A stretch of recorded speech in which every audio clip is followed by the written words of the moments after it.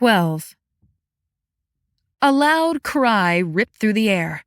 The arrows hadn't hit the fire wielder she had been aiming at, but one of his companions. He stumbled to his knees, then fell to the ground. The fire wielder extinguished his ball of flame as he knelt beside the fallen one. Night sank deeper around her. Yet even in the gloom, it was unmistakable when the rest of the wielders turned toward her direction. She steeled her breath, but couldn't help her grin. What a shot! Her academy masters would have been proud. Something whizzed in the air a few feet away. She jumped and slid behind a tree as something else whizzed nearby. A loud thunk hit the opposite side of the tree. Tentatively, she reached out, and her fingertips closed around the fletching of an arrow. She ducked closer behind the tree, tucking her shoulders in close. "Where are you, Kai?" she whispered between clenched teeth. "Where are you?" There were shouts. More arrows slammed into trees nearby. She dared not move from where she crouched, even to see what was happening. If Kai didn't... What in all 7 valleys did you do? Kai was suddenly right in front of her, huddled close against her in the tree's shelter. The moonlight caught in the furious eyes that were hardly inches from her own. "What were you thinking?" he snapped. "I was buying you time. You lost all our time. You are not putting all this on me. They heard you before I..." Something crackled and sparked in the air nearby. Kai dropped to the ground, cursing under his breath. Before Aranya could ask what was happening, he grabbed her wrist and yanked her toward him. Her forehead hit his chest. She tried to scramble backward. "What are you... Get away from the tree!" Hardly a second after his frantic warning, something like crashing thunder exploded behind her. She shrieked, but the sound was swallowed whole. Kai continued yanking on her wrist, and when she looked up, light shone on his horrified face. She craned her neck to look behind them. The tree was split to its center, blackened and burning. A lightning strike. They had a dragon-blasted lightning wielder with them. Now she was cursing along with him. "They've seen us," Kai said, scrambling up to his feet. "Run!" They tore off into the woods, leaving the ruined tree behind them. The sound of pursuit was loud and heavy, thundering horse hooves, shouts, whizzing arrows, and crackling lightning. Aranya was excellent at climbing, scaling walls, anything that required upper body strength and a short, trim frame. But she was horrid at sprinting for her life. She stumbled along behind her long-legged rival, trying to keep up and dodge between trees at the same time. "Faster!" Kai growled, reaching to snatch the back of her collar and yank her after him. "Cheelings, Kai!" she cried, nearly falling on her face. "Let me—" He wasn't evanescing. The realization hit her as another bolt of lightning demolished a nearby unsuspecting tree. He could get himself out of this situation in an instant. But he stayed. With her. She ran faster. The forest was so dark she could hardly see where they were going. Blood pounded in her ears, her legs, behind her eyes. She gasped for air, her side burning with a stitch. They had to make it back to Tsushui. They had to. Kai looked over his shoulder, past her, and cursed as his fist tightened on her collar. "Keep running," he said, and then he vanished. She nearly fell flat on her face at the sudden lack of his dragging force, but she managed to stay upright as she leapt over a fallen log and ducked under low-hanging branches. Fire exploded to her left. Sparks landed on her sleeve. She glanced back. "Oh, fathers," she gasped. 3 figures on horseback gained dangerously fast. She could never outrun them, not now that they'd seen her. She pumped her legs harder, every breath terrifying and agonizing. Any second, an arrow would pierce her chest, a flame would consume her body, or a bolt of lightning would incinerate her life in an instant. Nothing stood between them and her. Nothing except time. She wouldn't think about Ye, about what would happen to him if she didn't make it out of this alive, about his purrs and white fluff, about how he would be alone, about how she would have failed him for the last time. A shout sounded behind her. She wouldn't look. She needed to focus on running as fast as she could, ignoring the burning in her lungs with each gasp. More shouting, a stumbling of horse hooves. Aranya looked. One wielder fell off his horse and hit the ground with a sickening thud. The new rider in the saddle vanished. When Kai reappeared behind the next wielder, however, he received an elbow to the face and fell backward. He vanished in midair before he hit the ground. She twisted back around and narrowly avoided running straight into a tree. Choking on her own fear and adrenaline, she veered around it. She couldn't keep running like this. Lightning crackled and then exploded into a tree next to her. Her scream was lost in the uproar. Keep running, keep running, keep running. She tripped, fell flat on her face in the dirt. Her heart nearly burst open in her chest. Terror knifed through her blood. She should roll, get to her feet, and fight. But her claws were nothing against lightning. When she stumbled to her feet, she looked back, and they were upon her. 2 horses, the third gone, barreled up to her. No place to run. She whirled as they circled her. One was the lightning wielder. The other could be anything. Aranya flicked her hands into talons and snarled like a cornered animal. Darkness shrouded all except movement. Her heaving lungs clenched when one wielder dropped from his saddle, approaching her. The other one closed in behind her. She braced her legs wide, reaching for the knife at her belt. The hilt was ice in her grip. The air popped and sizzled between the hands of the cloaked form, only 2 steps away. "Where is the girl?" came the deep as night voice. "What trap did you lay for us?" Aranya took a step back and bumped into something hard. When she turned, horror sunk into the pit of her stomach. The other one. She'd bumped into his chest. Neither made a move to grab her or kill her, but the threat in the air was palpable. Where was Kai? "Where is the girl?" The lightning wielder repeated, his voice gravelly. Perhaps it wasn't the smartest thing to say, but she growled, "How do you know I'm not the girl?" He was too fast. He darted forward, his hand smacking her arm hard. The force of the blow wasn't what made her cry out. Lightning shock ripped into her arm. Through the sudden, startling, unfamiliar pain, she had the vaguely conscious thought that this was far tamer than the tree-splitting lightning strikes. Now that they'd lost Kai, they wanted her to talk before they killed her. She bent over from the shock, clutching her buzzing, aching arm. "Where is the girl?" Think, Aranya, think. Between her gasps, she slowly lifted her eyes. The figure before her was still close, cloaked in midnight, ready to strike. Behind her, the warmth of the other wielder emanated into her back. In her hand, the knife.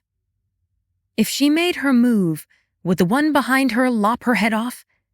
But if she delayed too long, the lightning wielder would strike her again. Aranya snapped upright. She used the momentum to swing her good arm up and fling her knife at the lightning wielder. She didn't normally throw like this, so she half expected the blade to fly straight over his head. The surprised hiss told her she'd hit him somewhere. A blow struck the side of her legs. She landed hard on the ground before she could blink. The first went down to his knees. "Kai!"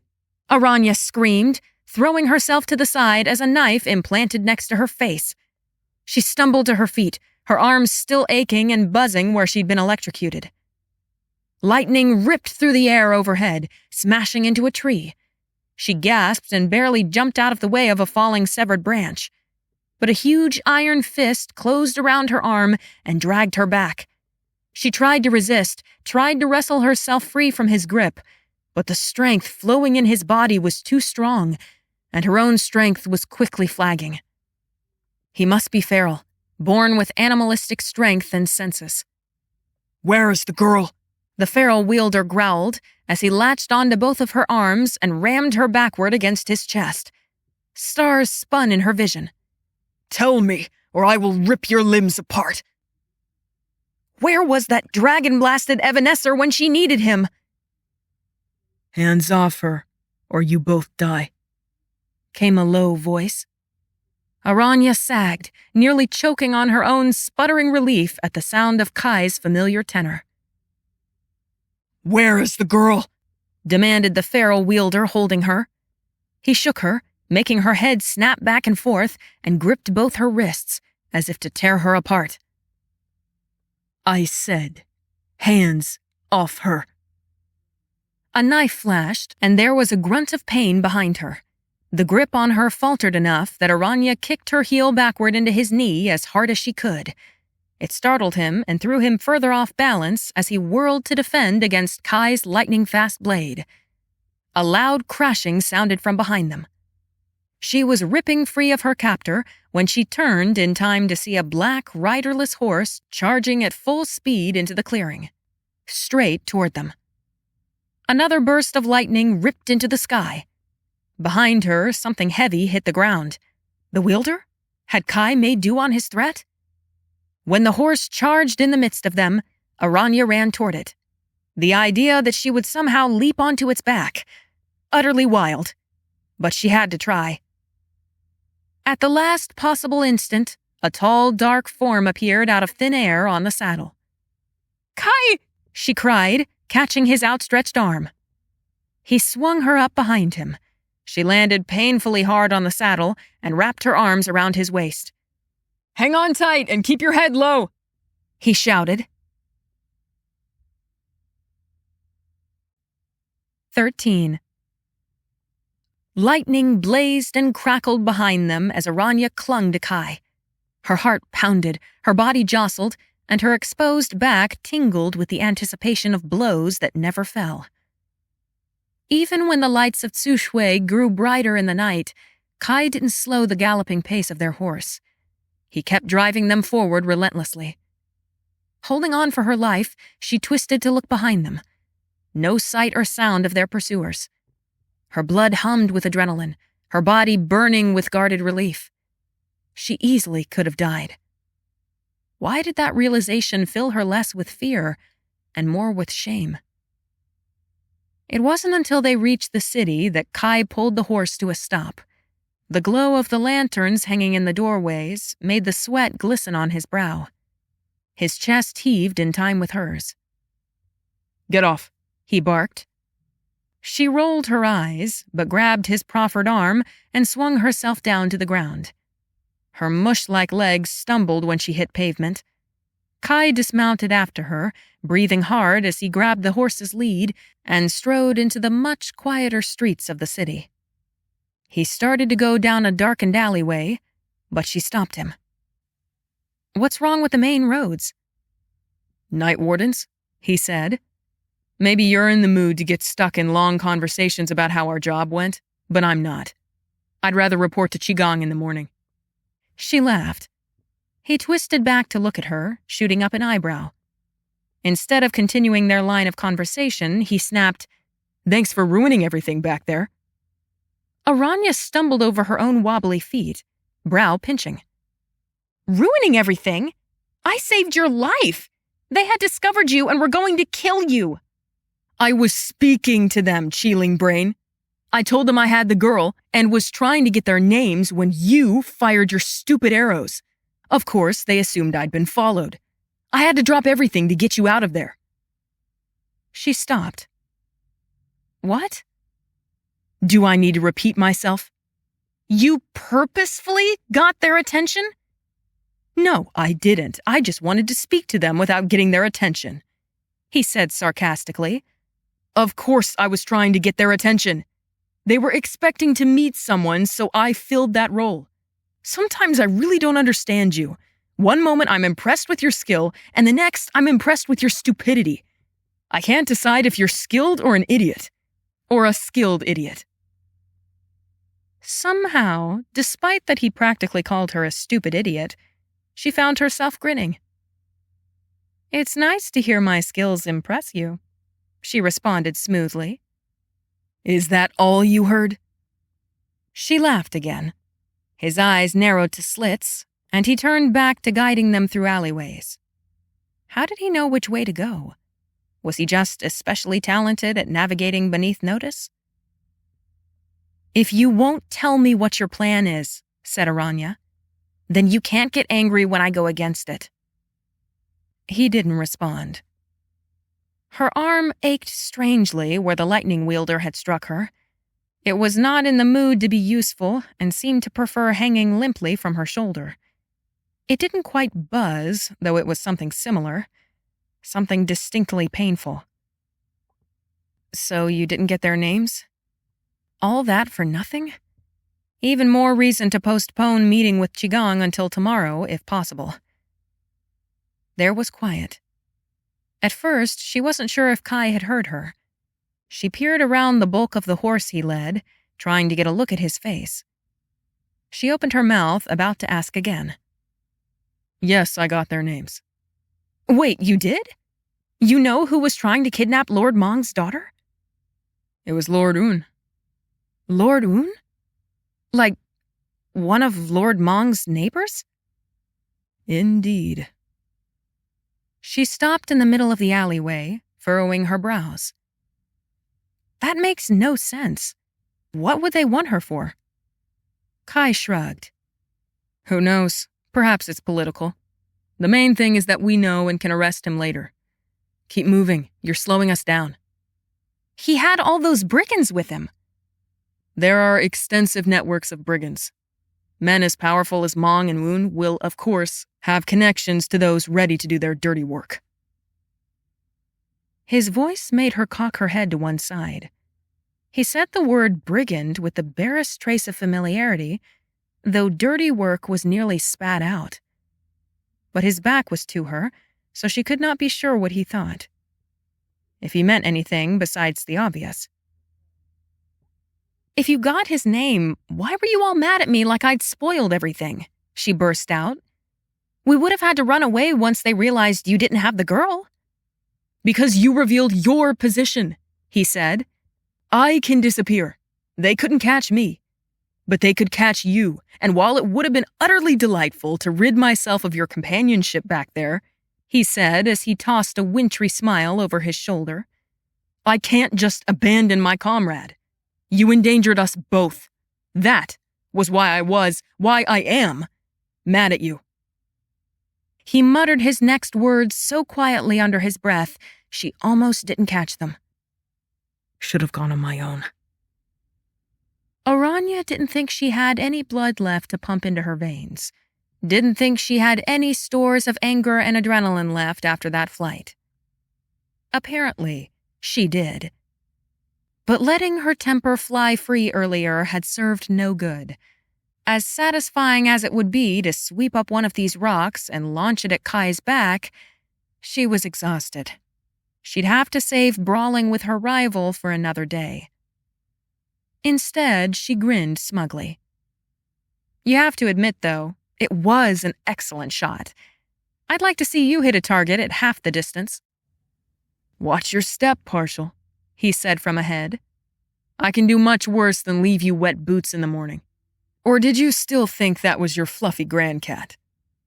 "I knew it was you," she huffed, her smile suddenly harder to maintain. "I was merely measuring your reaction." Suddenly, Kai's face was inches from hers, smirking. "Father, Shi Kai!" Aranya gasped, shoving a hand against his chest to push him away from her. "Will you quit this evanescing in my face business?" His mouth went lopsided, and his fingers wrapped around her wrist, prying her hand off him. He held her wrist between them, deliberately tightening his grip. "Careful," she chuckled. Her grin matched his, challenging, daring.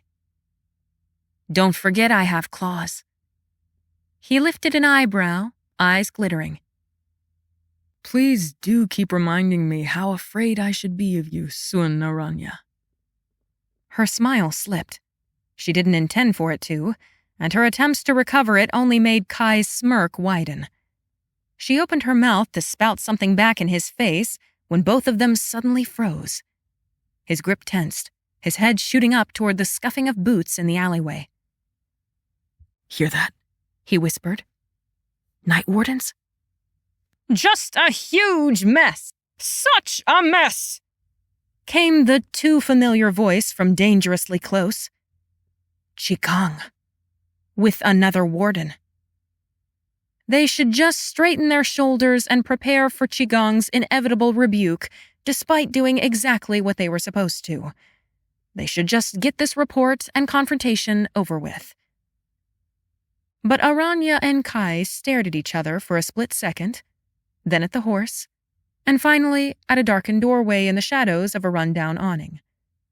As if deciding for them, Kai's fingers tightened around her wrist, and he jerked her toward that doorway. The horse, Aranya hissed. They're just going to have to find it, he said. And then they were both running silently, diving for that bit of cover. He whirled toward her, grabbed her by the shoulders, and swiveled her into the darkest corner. She scooted as far back as she could, ignoring how the splintering wood dug into the skin between her shoulder blades. Then Kai was squeezing next to her, his back to the street, his weight leaning heavily into hers. Can't you scoot further? He hissed, his breath panting against her forehead, his forearms bracing against the doorframe on either side of him. Sure, let me just melt into the wall here. Give me a second. His hand clamped down over her mouth, his eyes going wide. He glanced over his shoulder as the noise grew louder, then squeezed closer to her, trying to stay out of the line of sight. She sucked in a sharp breath and wasn't sure if it was from how the footsteps were getting louder or how her face was nearly pressed into his throat. What's this? Came an unfamiliar voice, cutting off Qigong's rambling. Aranya froze. Kai's body went rigid with tension, and his chest stopped moving like he held his breath. His Adam's apple bobbed against the soft huffing of her nose. Why hadn't he evanesced his way out of trouble? Why had he crammed himself in this tiny corner with her instead of leaving her by herself to be found by Qigong? Where's your rider? Asked the warden. Humph, huffed Qigong. Kai's head tilted down toward hers, ever so slowly, until he could look at her. In the darkness, his pupils had dilated completely, and his eyes looked almost black. They fixed on her with intensity. Her mouth was sandpaper dry. She didn't care if he held his breath for forever. She was gasping, and her goal was just to keep those gasps as quiet as possible. Hoping that the warden couldn't hear anything over the sounds of the horse's soft snorts and his own boots crunching on gravel, the flip of leather as he investigated the saddlebags. The warden clucked his tongue, then said, How strange. I'll take him back to the ward post with me. Maybe tomorrow we can find who he belongs to. Have a good night, Master Qigong. Qigong gave a grunt, might have raised his hand in a wave, but she couldn't tell from where she was. With that, the clip-clop of horse hooves started and slowly eased away down the alley. Another pair of footsteps, Qigong's presumably, took off in another direction. Aranya let out a sigh, but Kai immediately covered her mouth again. She glared at him. He gave a short shake of his head, staring out at the world she couldn't see. All she could see was Kai, tall and cloaked in shadow. He blocked off the rest of the world from her sight, and it made her fidgety to not know what was happening around them. She didn't want to have to trust his judgment, especially when his judgment was apparently to keep her unmoving and silent against a sharp corner that just might slice through her robes with how much weight he was leaning into her. How was the coast not clear yet? The alley had been silent for many long minutes now. She was quite done getting overly acquainted with the smell of his robes. Then his head tilted down toward hers until his mouth hovered just above the shell of her ear. Don't move, he whispered, and then vanished. She nearly stumbled away from the corner with the sudden loss of his heat and pressure, but managed to keep herself tucked into the darkness while her lungs filled and emptied rapidly. She could finally catch a full breath now that the smell of boot polish, well-loved linen, and something else that was distinctly masculine did not accompany it. All's clear? Aranya sagged, then groaned as she peeled her back away from the doorway. She craned her neck to find Kai standing in the middle of the alley, his profile cut in obscurity. Slowly, she eased out from under the awning and slid to his side, feeling suddenly awkward and bumbling. "Why'd you wait so long?" she asked. His head swiveled down to hers. She had the strangest inclination to wrap her arms around her middle, as if he intimidated her, as if she were affected by how close they'd been a moment ago. But she wasn't. She hadn't been affected. Not by someone who had probably been involved with half the girls at the academy at one point or another. He opened his mouth as his eyebrow arched, and she just knew he was going to say something intended to make her flush. "No," she said, beating him to it and pointing a finger at his face. "Whatever you're about to say, it wasn't that." His teeth flashed in a grin. "Was anyone waiting for us to come out of hiding?" Kai heaved out a sigh, his mouth still twisted in amusement, and strode down the alleyway. She scrambled to keep up with his long legs. "Yes," he said. "Qigong was suspicious, but I made sure he was gone. Now, do you think you can manage getting back to your tenement without getting caught? Or ought I to stay and babysit you?"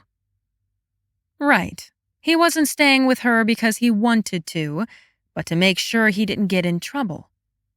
She tossed him her sweetest smile. "Thanks for the offer, but I think I can handle it." She'd hardly finished the words before he was gone. 14. Kai slipped deftly through the shadows, as if he were born of night and wind. He tried to evanesce as little as possible, but by this point, there would be no sleeping for hours. He'd evanesced too much today already. But he couldn't let this situation alone, or else things could get very bad, very fast. It wasn't long before he was inside the incarceration unit, past the guards, and sneaking from cell to cell, peering in and looking for a familiar face. He neared the end of the line of cells, all but blind in the darkness, his breath the only sound in his ears. It was almost like this place was completely empty.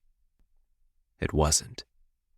There, in the last cell, bound and gagged because of her magic, was the siren they'd captured earlier.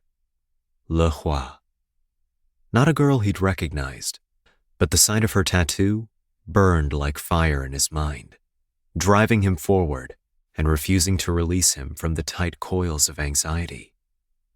Le Roi blinked when he came into view, not asleep, but watching and alert. In the cell across from her, the other brigand slept with his head tilted back against the wall behind him. Kai swallowed, evanesced through the bars, then knelt in front of the siren, who stared at him expectantly. She made no sound, not even a grunt through her gag, even as her eyes narrowed and her brow furrowed. "Do you know me?" asked Kai under his breath. She nodded. Once. He closed his eyes, chewed on the inside of his cheek. "Then I will make a deal with you." Her gaze was like a bolt of ice, spearing him straight through the face. "I'll free you," he said, "and your fellow brigand.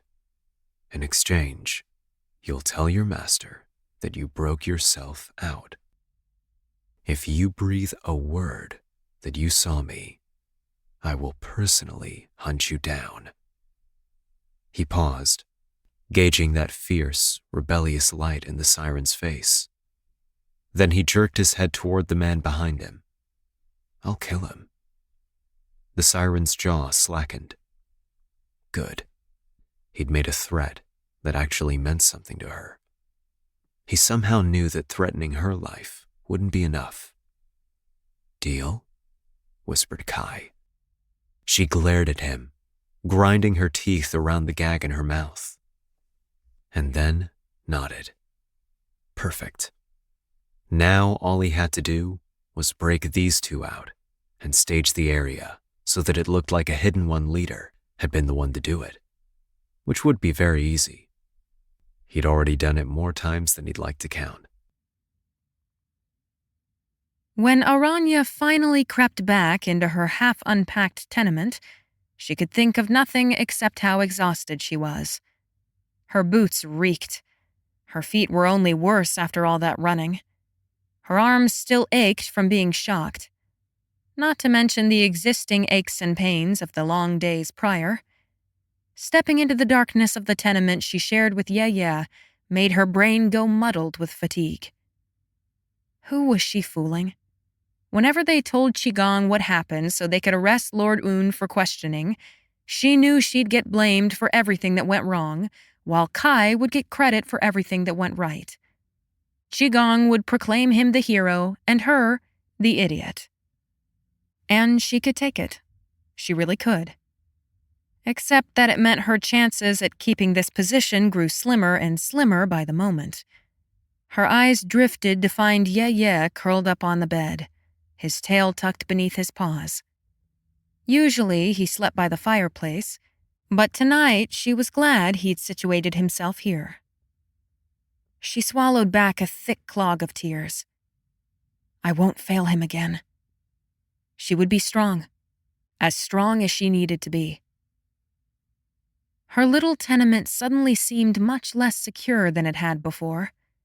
She had the presence of mind to tuck her boots away before she changed hurriedly, parking herself in a corner to keep her eyes peeled for any sign of an untimely evanescing rival.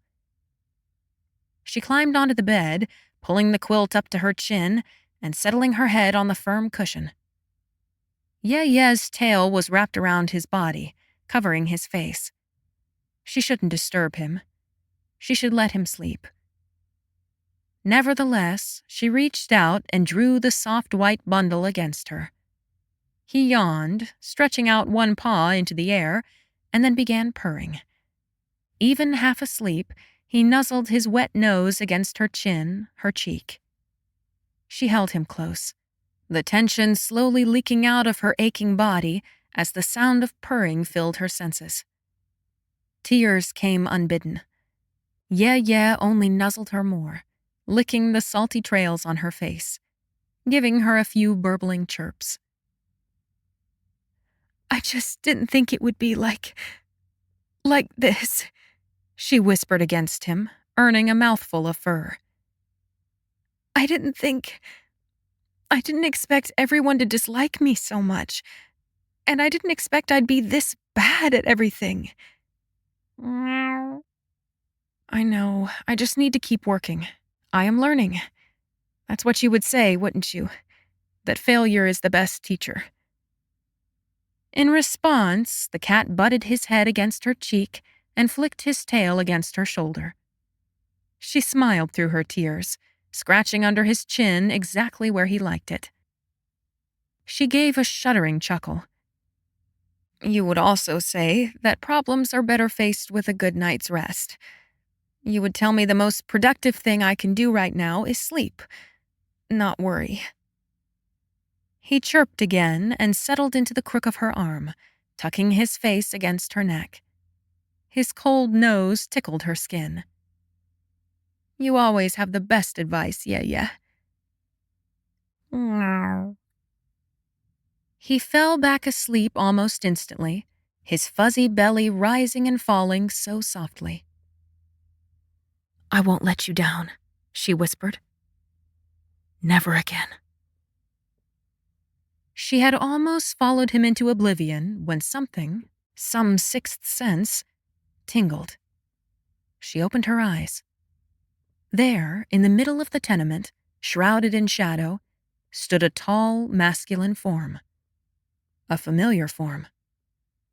His arms were full of something. She snapped her eyes shut as he seemed to glance over to her, trying to hold still as her heart rate pounded. If he was about to play another prank on her. Quiet shuffling sounded by the fireplace.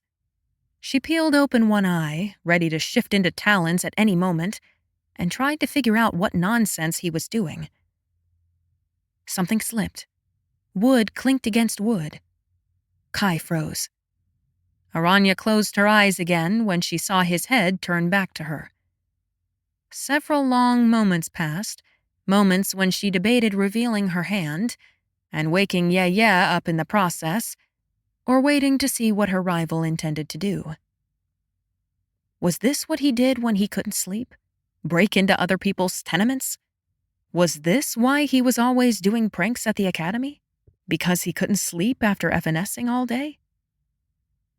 Then, at long last, the faintest scuffs of him moving continued. She opened one eye to see him stand from the fireplace, pull something out of his robes, and set it on the table.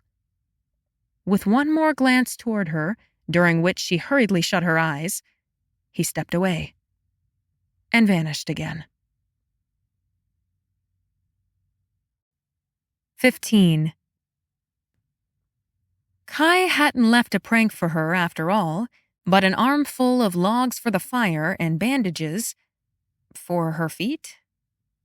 Aranya had no idea what to make of this, so she decided not to make anything of it at all. She decided not to say anything about it to him either, because the way she saw it, if he had wanted thanks, he wouldn't have snuck in after he thought she was asleep. So she bound up her feet and thanked the fathers when she didn't have to chop wood for a few days. When she arrived at the ward post that morning, everything was in commotion. Several wardens spoke amongst themselves on the deck outside, and Qigong was red-faced as he gestured loudly and spoke with the incarceration unit supervisor. Aranya glanced around awkwardly, then hesitantly approached Na, who leaned placidly against a wooden pillar and inspected her nails, boots crossed over each other. "What happened?" Aranya asked. Na let out a deep exhale, flicking her eyes up from her nails. "Those 2 brigands you brought in yesterday broke out sometime during the night. Looks like a brigand leader helped them. This is why Hidden Ones have the worst reputation of all the brigand gangs. It's nearly impossible to keep them captive. They either escape or they're dead the next morning. Qigong is going to positively eat those incarceration operatives alive, though, because he told them to triple guard the brigands, and apparently they didn't. An unfortunate misunderstanding. Best to suit up for the day, hunt down Chen, and be off to South Patrol before Qigong sees you and yells at you for breathing." "But I need to report about last night." She sighed again and shook her head. "I'll get Kai to report for the both of you whenever he comes in. Off with you now." Aranya was buckling on her weapons in the armory when Kai walked in. She glanced sidelong at him, saying nothing as she noted the dark circles beneath his eyes, the shadow along his jaw from skipping a day of shaving, and the way his clothes were mussed and wrinkled. He didn't speak a word, or so much as spare her an acknowledging look. She watched him, her brow wrinkling. She supposed he must have been telling the truth last night, that evanescing gave him insomnia. He looked like he hadn't slept a wink. She should be glad she finally had an edge over him. Instead, she couldn't hide the hint of concern in her voice when she finally asked, "Are you all right?" He only grunted, grabbed a broadsword, and didn't even bother taking a jian as he left the armory with heavy footsteps. Aranya found out later from Na that when Kai went to report about last night, instead of taking the brunt of Qigong's fury about the escaped brigands or the close calls of last night, Qigong told him to go catch up on the sleep he lost from all the evanescing and come back when he was refreshed. He didn't come back until the next morning. A week after their daring rescue of Lord Mong's ungrateful daughter, Aranya was summoned to Qigong's office before reporting for the day's work. She was in the middle of buckling on her knives, Chen scrambling to get his life together nearby, when the summons arrived.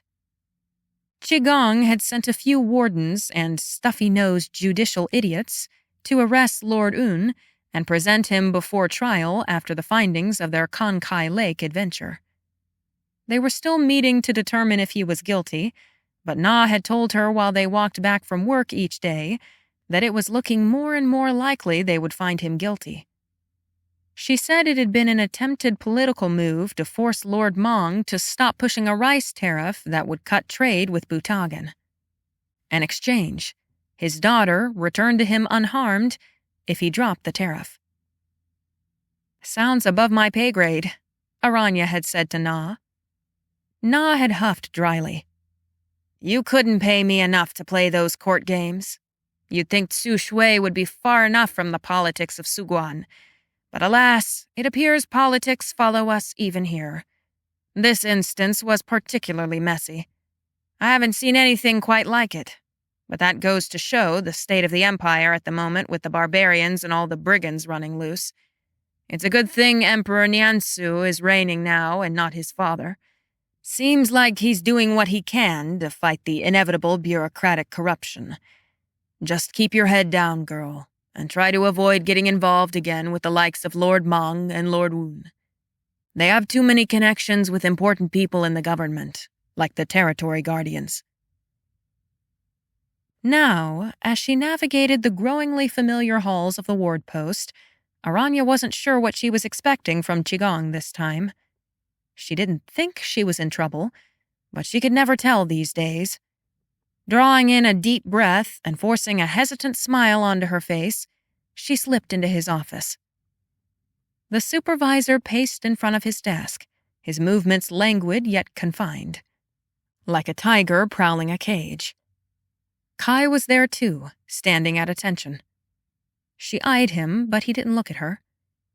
They had not spoken since their Konkai Lake adventures. For the last week, there had been no wet boots or anything of the sort. Just the occasional flash of a memory of squeezing close in a dark corner whenever they passed, and she caught a whiff of his scent. She offered him a sunny smile despite the coldness. He did not move a muscle. She faced the supervisor's desk, and her eyes trailed up from his dragon teacup to the beautiful Jian on the wall. "Well, this is a mess I'd never thought I'd find myself in. Least of all with you two." Qigong spewed suddenly, waving his arms in an exaggerated gesture. "You," he spat, pointing directly at Aranya. "You've put me in a very awkward situation. I'm not happy about it." "Awkward situation?" she said, brow furrowed. "Yes, are you deaf, girl?" He swept up a scroll from his desk and stormed to Kai, shoving it in his face. "Read that, Shi Kai." Kai blinked, accepted the scroll, and unfurled it. His low voice, free of its typical wry bite, filled the room. "Upon receipt of this missive, Shi Kai and Sun Aranya are hereby summoned to..." He trailed off, peering closer at the scroll. His eyebrows knit together. His focus snapped up to Qigong, as if for confirmation. "What? We're summoned for what? What does it say?" she asked. Kai's impatient glare was withering, but he continued. "Shi Kai and Sun Aranya are hereby summoned to report to the Palace Secret Services in Suguan, capital city of the Empire of Juninghai. Utmost discretion is required. Full information on this temporary mission will be disclosed upon arrival." Aranya stumbled back a step, blinking quickly and pressing a hand to her lips. "Utter disaster!" Qigong cried, flinging up his hands again. "Now what am I supposed to do? I cannot go against orders like this." "Go against them?" she gasped. "Why would—" "Shut your mouth, girl. I'm in no mood for your prattling. This is ridiculous. You have no experience or skills beyond the academy. You are just plain stupid, Seven Valleys. What has gotten into these Qilin brains, thinking you two would be suitable for a job like this?" She clenched her jaw and bit her lip. Her mind reeled so fast she fluctuated between exquisite elation and nearly overwhelming confusion and indignation at being called stupid. This must be the result of the commendation Qigong was forced to send on their behalf after their rescue. But why? As much as she didn't want to admit it, Qigong was right. There was no reason they should have gotten a position like this. Secret services were so far above her magic skill and experience. They only rarely accepted new graduates as it was. Only someone with magic like Kai would have been granted an appointment with them. Kai looked about as happy as the supervisor at this turn of events. She glanced between them, noticing how they shared a knowing look. Kai, frustration.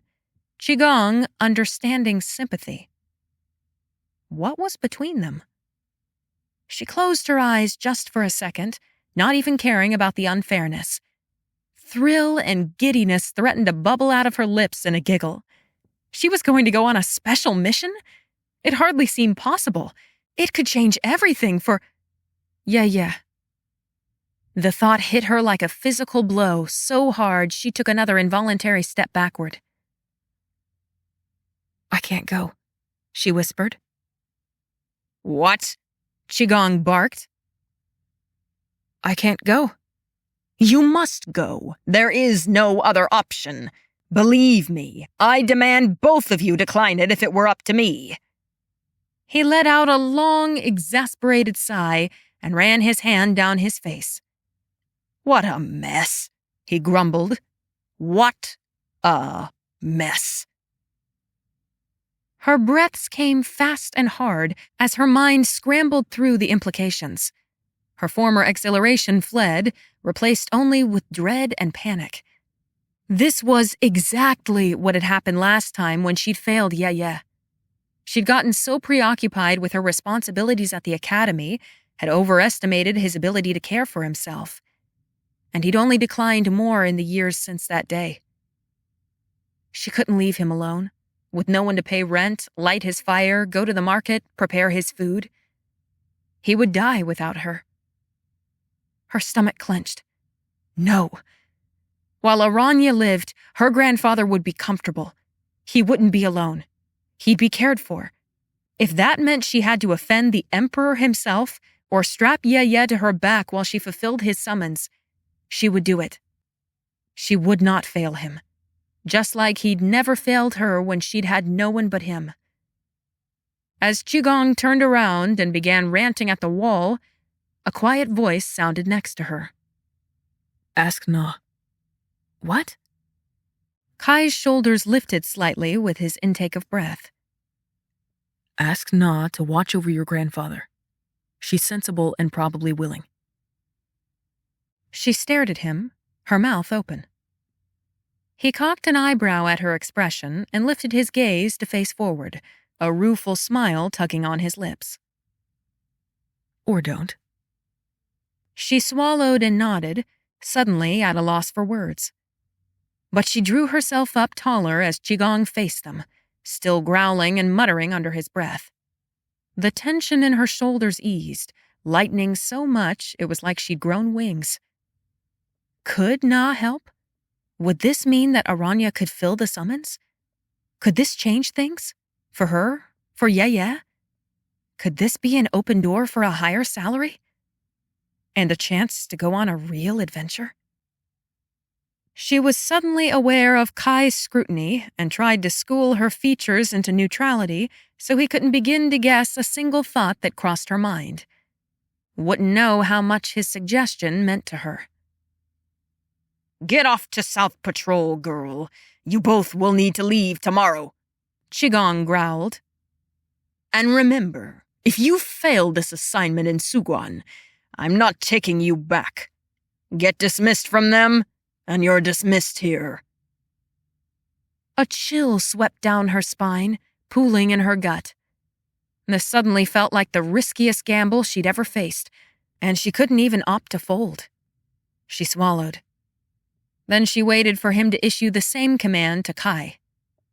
2 breaths later, and he still hadn't gotten a similar command.